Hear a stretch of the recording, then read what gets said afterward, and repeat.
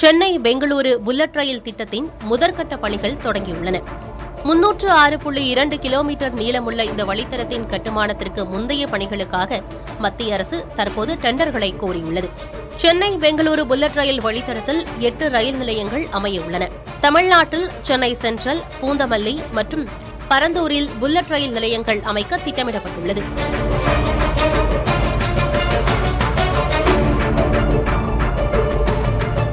பரந்தூரில் விமான நிலையம் அமையவில்லை என்றால் புல்லட் ரயில் நிலையம் வேறு இடத்திற்கு மாற்றப்பட வாய்ப்புள்ளது.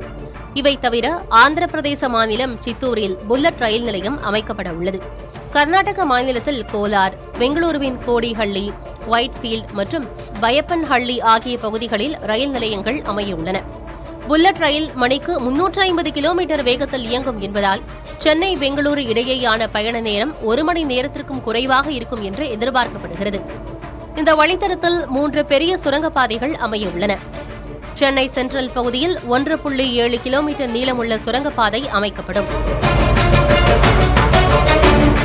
ஆந்திராவின் கவுண்டின்யா வனவிலங்கு சரணாலய மலைப்பகுதியில் 11.8 கிலோமீட்டர் நீளத்திற்கும், பெங்களூரு நகர்ப்பகுதியில் 14.7 கிலோமீட்டர் நீளத்திற்கும் மற்ற 2 சுரங்கப்பாதைகள் அமைக்கப்படும்.